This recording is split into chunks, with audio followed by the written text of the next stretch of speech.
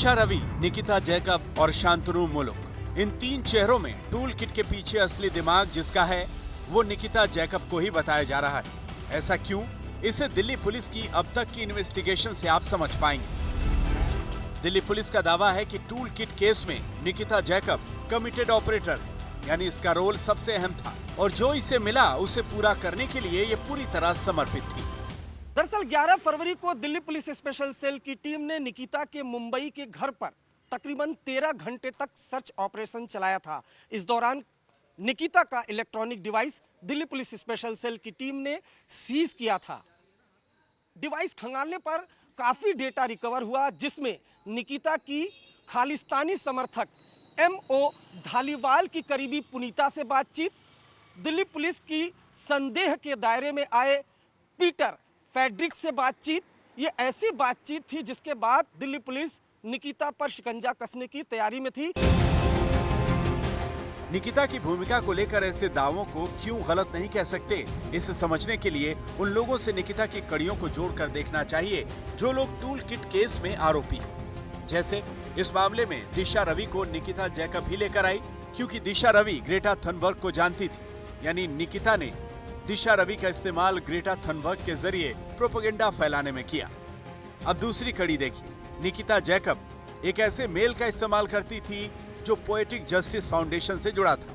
ये वही खालिस्तानी समर्थक संगठन है जिसका मो धालीवाल नाम का टूल किट केस में है। अब तीसरी कड़ी देखिए, निकिता जैकब 11 जनवरी को उस जूम मीटिंग में भी थी जो जूम मीटिंग PJF और मो धालीवाल ने करवाई थी और इस मीटिंग में टूल किट की बातें तय हुई थी। जूम मीटिंग की बात निकिता मान भी चुकी है। अब चौथी कड़ी देखिए, दिल्ली पुलिस के पास निकिता जैकब और उस पीटर फ्रेडरिक की व्हाट्सएप चैट है, जिस पीटर फ्रेडरिक का नाम टूल किट डॉक्यूमेंट में था और जो ISI के K2 डेस्क के भजन सिंह भिंडर से भी जुड़ा है।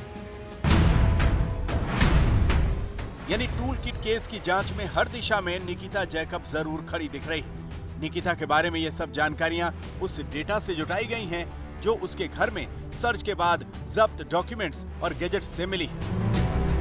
निकिता के डेस्कटॉप और मोबाइल से मिले 120 GB डेटा को खंगाला गया है। उसके mobile phone, pen drive, desktop से डिलीट चैट, मेल और डेटा को रिकवर किया गया। एक दूसरे से संपर्क के लिए ये Signal, Telegram, Surfshark, Proton VM और साइबर घोस्ट जैसे प्लेटफॉर्म्स का इस्तेमाल करते थे। बातचीत कहीं लीक न हो जाए, इस पर सावधान रहते थे। दूसरे दिन दिल्ली पुलिस स्पेशल सेल की टीम को निकिता के घर पर फिर से रेड करने के लिए जाना था, लेकिन नीता गायब हो गईं। दरअसल निकिता को इस बात का अंदेशा हो चुका था कि उनके घर से इतना डेटा रिकवर हो चुका है, इतने सबूत रिकवर हो चुके हैं कि दिल्ली पुलिस किसी भी वक्त उनको गिरफ्तार कर सकती है। सवाल यह है कि अगर ये दोषी नहीं और सिर्फ एक्टिविज्म कर रहे थे तो बार बार सोशल मीडिया प्लेटफॉर्म्स और VPN बदलने की क्या जरूरत थी? इसीलिए निकिता जैकब को गिरफ्त में लेकर पूछताछ जरूरी है, लेकिन अभी इसमें देर है। निकिता जैकब को बॉम्बे हाईकोर्ट से ट्रांजिट बेल मिल गई है। 3 हफ्ते के लिए उसकी गिरफ्तारी नहीं हो सकती। 3 हफ्ते के अंदर निकिता दिल्ली की कोर्ट में जाकर राहत ले सकती है। निकिता की तरफ से सफाई दी गई कि उन्होंने किसानों के विरोध प्रदर्शन को सोशल मीडिया पर समर्थन दिया था। ग्लोबल लेवल पर इसकी डिटेल साझा की। हिंसा भड़काना उनका मकसद नहीं था। टूल किट में दी गई जानकारी अलग अलग सोर्स से मिली सूचनाओं का एक पैक है। यह जानकारी किसी भी तरह से हिंसा को नहीं उकसाती। एक जन को वो टारगेट आप करोगे तो वो सही मतलब सरासर गलत है। टूल किट को अकेले ने निकिता ने नहीं बनाया। टूल किट के साथ निकिता है, जुड़ी है, उसने रिसर्च वगैरह किया है, पर वो सिर्फ और सिर्फ जनरल अवेयरनेस क्रिएट करने के लिए फार्म लॉस के ऊपर, उसके बियॉन्ड कुछ भी नहीं है। अब निकिता जैकब की तरफ से भले ही खुद को निर्दोष बताया गया, लेकिन सवालों के जवाब तो उन्हें देने ही होंगे।